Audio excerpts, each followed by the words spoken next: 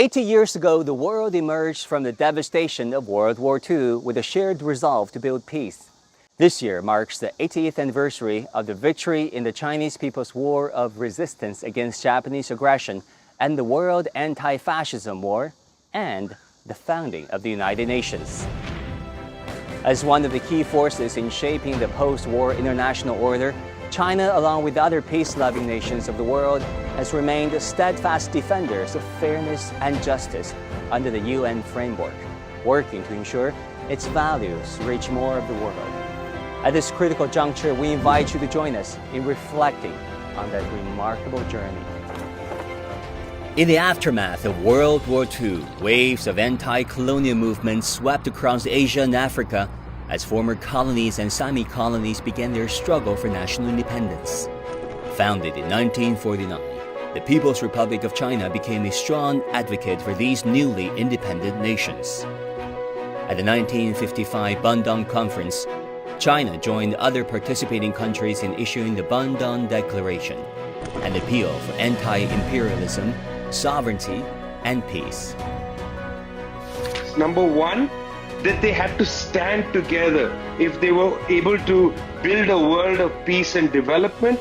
And secondly, they understood that to build this world of peace and development, they needed to collaborate because most of these countries simply didn't have the resources to develop themselves. Their resources had been stolen from them. They didn't have the wealth, they didn't have the technology. So this unity at Bandung was really crucial. In 1971, with the support from many developing nations, the People's Republic of China regained its rightful seat at the United Nations as the sole legitimate representative of China.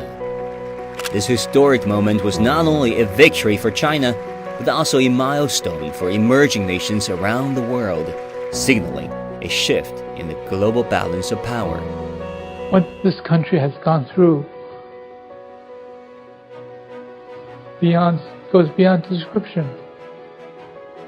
What it has done for its people cannot be imagined in human history. And that day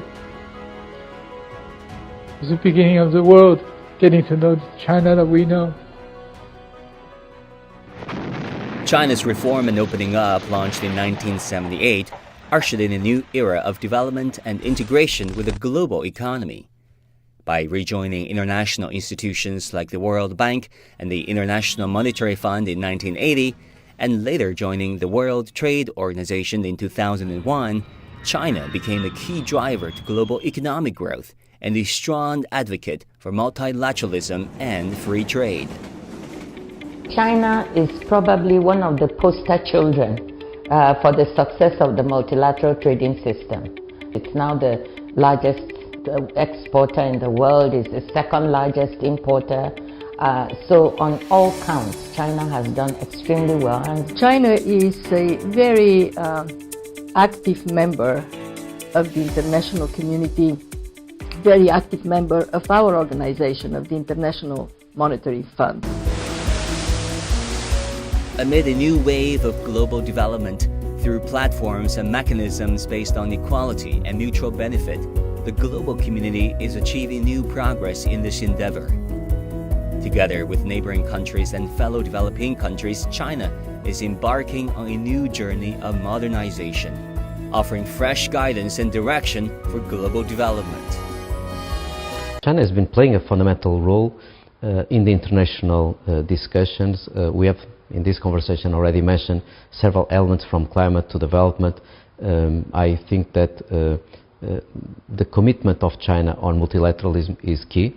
The world needs more global coordination and reinforcement of multilateralism. So I think that this approach is fundamental, and obviously China plays a vital role. 80 years after World War II, the very values once defended through great sacrifices are now facing renewed challenges. History teaches us that lasting peace and progress can only be achieved through dialogue and multilateral cooperations. China says it will continue to stand on the right side of history and advocating for peace, development, and shared prosperity for all.